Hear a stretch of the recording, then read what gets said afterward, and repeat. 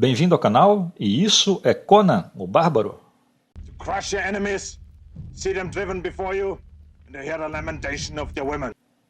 Isso nem tanto. E então, também teve esse filme. Me? Who are you? I'm the one who made you pretty. Mas antes de continuar, eu lembro que a situação do canal continua a mesma. Dependendo do vídeo, passa de 90% das visualizações de não inscritos. A média fica em 85% para cima.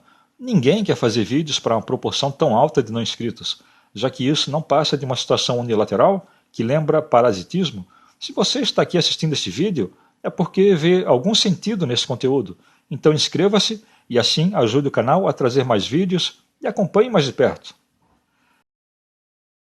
Desde a ascensão meteórica do Conan na década de 1980, houve diversas tentativas de repetir o sucesso alcançado. Esse é o bárbaro que se tornaria rei, mas todas as tentativas falharam. I live, I love, I slay, and I am content.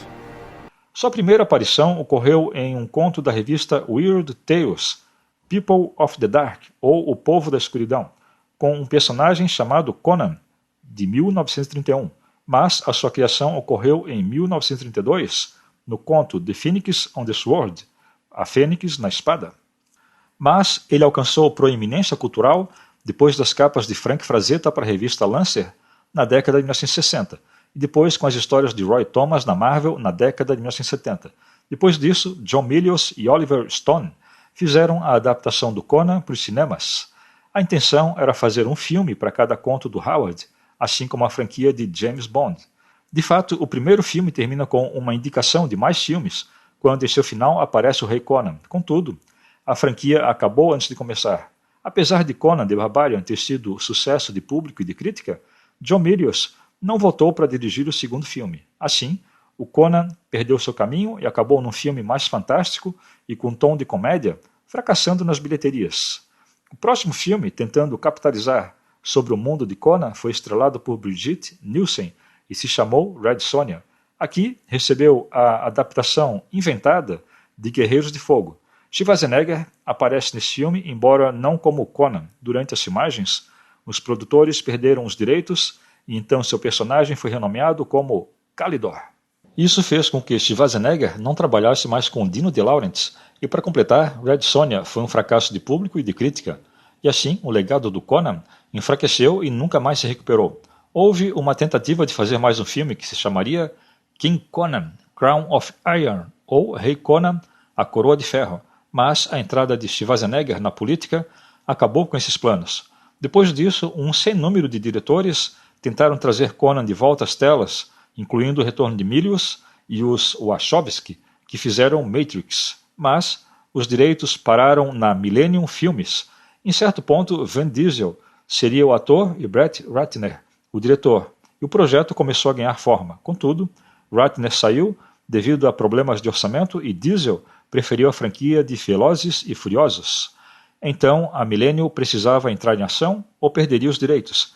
Eles contrataram Marcus Nispel em 2009. Ele tinha sido o diretor do remake de Texas Chainsaw e Pathfinder, e parecia um bom nome para o projeto. Tinha as bases de história de fantasia e sabia como compor as paisagens.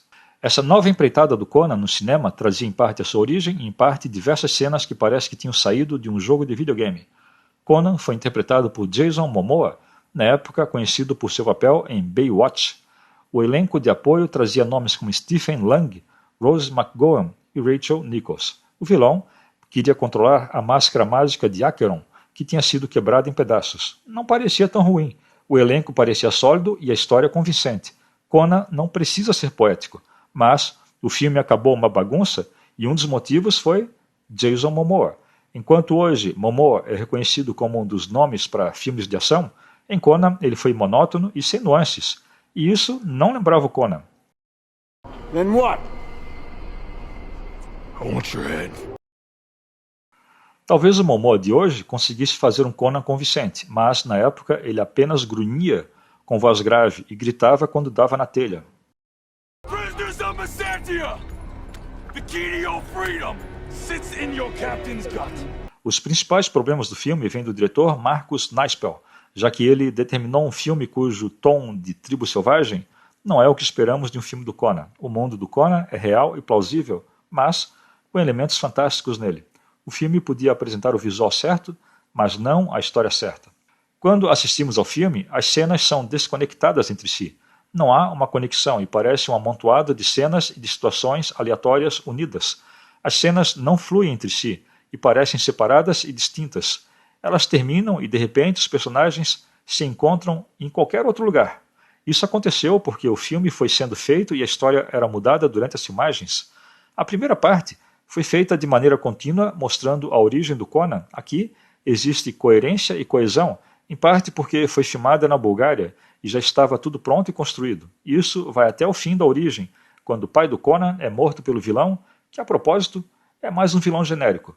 No entanto, à medida que o filme progredia, o diretor inventava novas cenas e locais de filmagem, levantando dúvidas entre os produtores sobre como a história estava sendo feita, e a solução era adicionar sequências e novos elementos. A situação não ficou boa. O roteirista teve que viajar até o local das filmagens para ir reescrevendo o filme com as ideias do diretor. Assim, o filme foi perdendo o ritmo, parecendo que parava e depois continuava. O filme foi um fracasso de bilheteria, arrecadando 48 milhões de dólares para um orçamento de 90 milhões. Portanto, mal arrecadou um pouco mais da metade do orçamento. E o que aconteceu depois? Como sabemos, não houve nenhum filme com o Rei Conan, e Momoa interpretou um outro papel um pouco similar ao Conan em Game of Thrones, como o Khal Drogo, que acabou sendo o papel que o revelou. Houve muitas tentativas de fazer filmes derivados do Conan, como um do Thulsa Doom com Jimon Hounsou, um filme da Red Sonja que traria a Amber Heard, uma tentativa de série tanto na Amazon quanto na Netflix, e mais recentemente um novo filme da Red Sonja, agora com a atriz Matilda Lutz. O mais promissor seria The Legend of Conan, a lenda de Conan, trazendo novamente Schwarzenegger como o Bárbaro, dessa vez como o Rei Conan. Mas esse projeto veio perdendo força à medida que os anos passaram. Diversos produtores tentaram, mas a ideia não decolou. Nos dias de hoje, Conan continua como uma forte e lucrativa franquia, mas uma franquia de filmes, com ele, ainda não aconteceu. Isso talvez tenha acontecido porque o primeiro filme foi tão fantástico e Arnold como Conan foi tão icônico que fica difícil de igualar, principalmente no sentido de encontrar fisiculturistas que saibam interpretar, ou talvez tenha sido pelo fato do personagem e seu mundo terem sido menosprezados. Ele é um bárbaro sem dúvida, e o mundo onde habita é violento, mas não é só isso. Conan não é perfeito, ele é brutal e complexo. São coisas que nenhuma das adaptações apresentou até aqui. Então era isso. O que acha desse filme do Conan de 2011? Acha que o Conan vai ganhar algum bom filme daqui para frente? Diz aí nos comentários. Valeu, até o próximo vídeo.